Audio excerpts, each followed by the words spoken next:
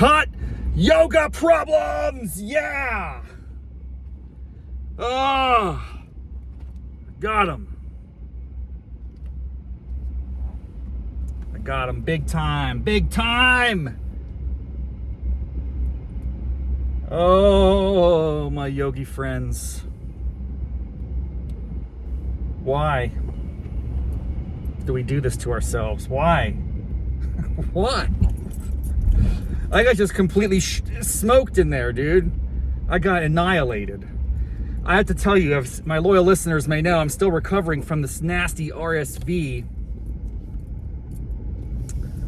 I'm finally, I'm seeing the light at the end of the tunnel. I do believe.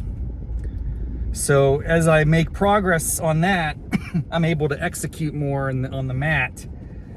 But because it's been over a month since I've really been 100%, it's devastating. The consequences I experience are just unbelievable. It's not like the flows are that crazy. It's just I'm out of shape. You lose it so fast. If you don't maintain the practice, it's gone. I don't know, like in 2 weeks, you're out. You might as well just start over. Oh, a couple problems today. Let's talk about the first problem. It precedes the class itself. You might notice that I'm wearing... What am I wearing, actually? For those of you who are watching on YouTube, which is maybe 2 or 3 people. What do you call this thing, this piece of attire on my head? And if you're on the podcast audio only, imagine a wool object. I don't want to give it away. I mean, it's a type of hat, we should say, that you break out in the wintertime. What do you call that? What do you call that? Personally, I'm curious. I was getting ready to tell you what I call it, and I think it's going to upset some of you, but I don't care. Where I'm from, we call this a toboggan. I got my toboggan on. I know in the Northeast, when I said that people get freaked out. No, a toboggan is a sled. You don't put a sled on your hat, dude. I said, no, a toboggan is a hat. They're like, no, that's a cap, or that's what do people in the Northeast call this? A toboggan, a wool cap. I don't know. Bottom line is, why am I wearing it? Why would I be wearing it? First of all, again, only for the visually aware, this is a particular type of toboggan. It happens to have a particular logo of a particular sports team that I support that's faring quite well in the National Football League this year to date, although I'm skeptical about their long-term sustainability. I'm coming around to the possibilities. Yes, that's right, it's the Steelers cap. The Steelers toboggan. Because the Steelers are ridiculous right now. They just smashed the Commanders. Does anyone else have trouble with that transition? Commanders, National Football, what's it called? The Washington Football Team, the Commanders. Anyway, we beat them. It was amazing. It was not really our best performance. We kind of gutted it out. I love how people talk about sports like they had anything to do with it. I was at a winery with my wife watching the Steelers play on an iPad while I was sipping on like some Viogniers on a Sunday afternoon. And I feel like I had something to do with that win. We won. We won the game. Hey, everybody, we won. Did you see the game? We won. What are you talking about? I didn't do anything. The Steelers won. I supported them with my psychological energy. We won, dude. And then people get all excited about that. It can affect your mood, literally. That Sunday afternoon, after the game, both my wife and I were on cloud 9. Like, wow, man, the Steelers gutted it out. They won. We won.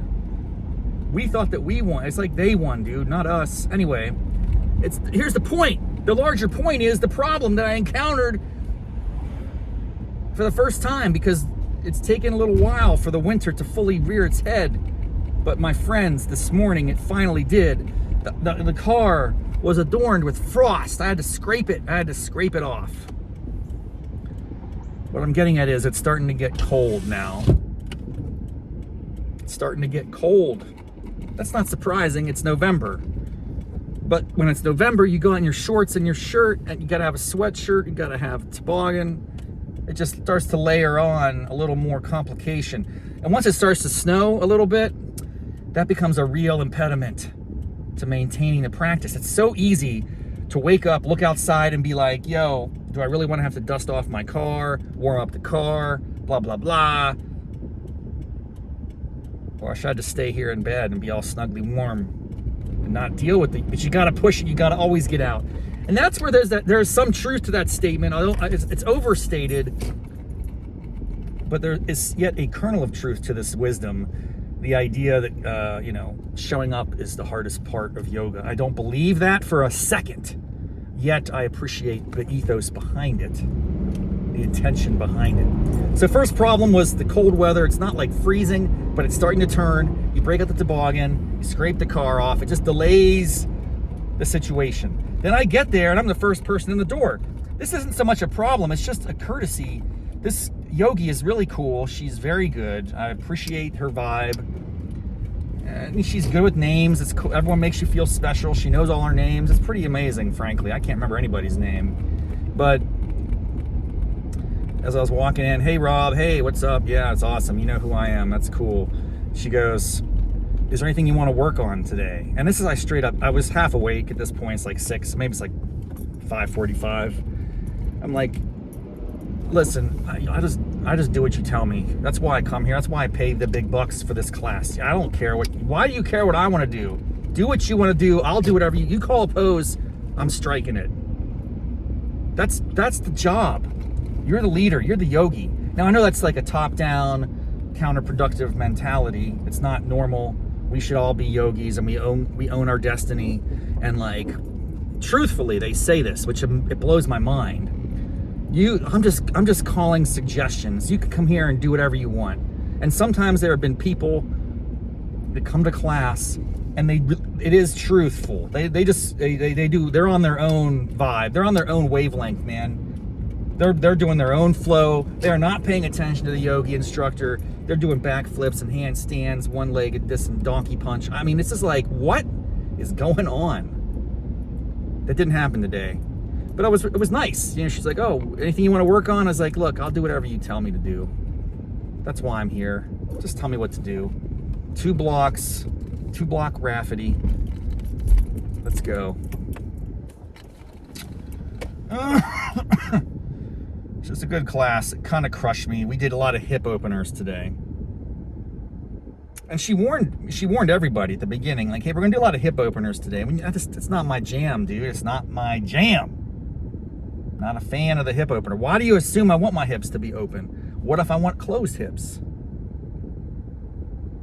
Hips don't lie, my friend. Maybe they don't want to be open. Maybe they want to be closed. They just want to be normal hips. They don't need to be open or closed. Let them be. Why are you treating them like that? Why are you pushing it? We were doing frog poses. Get out of here, dude. You can imagine what that is. You're on the mat sideways. Your legs are like that. And you're just like laying there for 2 minutes, breathing in excruciating pain, opening your hips. Why? Why do I want to do that? Why my hips need to be open? They want to be closed for business. Anyway, it's a good time.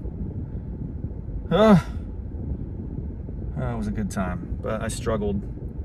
And I'm running out of juice, man. I got to get back. How am I going to get back in my A game? It's been so long since I've crushed a class.